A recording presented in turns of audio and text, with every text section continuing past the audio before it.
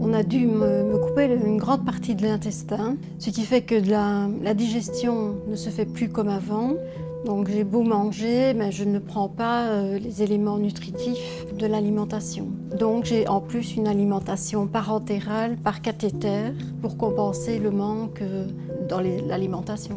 Ça remonte déjà à 10 ans, j'ai fait une thrombose portale et de là on m'a diagnostiqué une maladie de la moelle osseuse et en fait je sécrète trop de plaquettes dans mon sang et donc je fais des thromboses.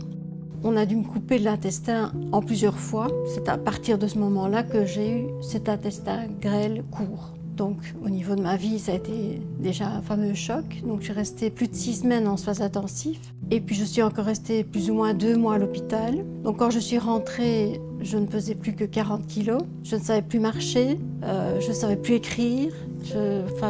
J'étais plus que l'ombre de moi-même.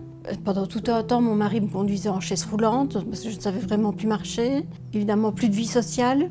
Étant donné mon état, j'avais fait vraiment le vide autour de moi. Je ne voulais pas qu'on vienne me voir dans l'état dans lequel j'étais. Au niveau de l'alimentation, je suis revenue avec un PICC-Line dans le bras. Matin et soir, j'avais des infirmières qui venaient me connecter, me déconnecter. J'ai eu la chance d'avoir ma famille autour de moi. J'ai été très secondée par mon mari, ma fille. Et ma vie a été complètement chamboulée. Oui. Après ces diverses opérations, parce que j'ai été opérée plusieurs fois, mes intestins étaient déconnectés, le gros intestin et l'intestin grêle. Et on a décidé donc 3-4 mois après de reconnecter les deux intestins afin que mon transit intestinal se fasse correctement. Il y avait un trou béant dans l'intestin et on a dû finir par me réopérer pour pouvoir aller suturer le trou de l'intestin. Et ce n'est qu'à partir de ce moment-là que ça a été un peu mieux.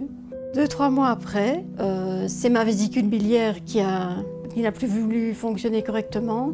Et donc là, on a dû m'enlever la vésicule biliaire. Et là, le professeur du CHU de Liège, qui m'avait opéré et suivi pendant mes 3 ans, m'a dit là, ici à Liège, on ne sait plus rien faire pour vous et on vous propose d'aller à Louvain. Et là, à Louvain, j'ai rencontré d'autres médecins. Là, ils ont des spécialisations au niveau du grêle court. Et ce qu'ils m'ont proposé en plus, c'est maintenant une transplantation d'un multi-organe. Donc non seulement remplacer mon intestin grêle, mais mon estomac, puisqu'il a souffert aussi.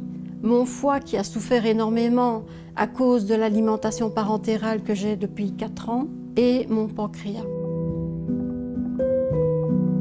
Et à Louvain, on m'a permis d'avoir une formation avec mon mari pour pouvoir me connecter, me déconnecter toute seule. Et donc, je peux m'alimenter et ça m'a rendu une fameuse bout de liberté. Oui.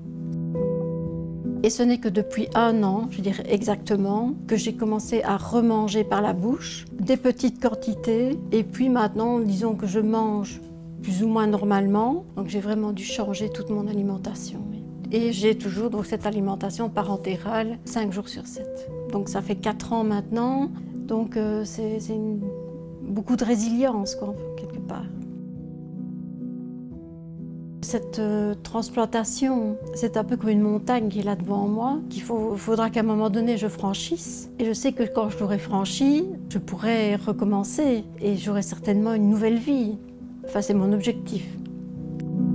Je dois dire que j'ai d'abord eu la chance d'être reçue dans une équipe au CHU ici à Liège formidable. Et je les en remercie tous les jours parce que si je suis toujours là aujourd'hui, c'est grâce à eux. Moi, j'ai remarqué l'empathie des médecins qui venaient de manière très pédagogique nous expliquer ce qu'ils allaient faire, ce qu'ils avaient fait, comment ça fonctionne, quelles étaient les évolutions.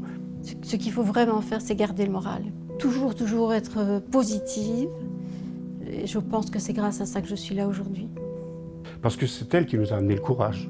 C'est elle qui nous a portés depuis son lit. La dernière chose, c'est que quand Muriel a compris que c'était grave, mais qu'elle était passée au travers, sans pouvoir encore parler, elle a montré ses poings. Je vais me battre.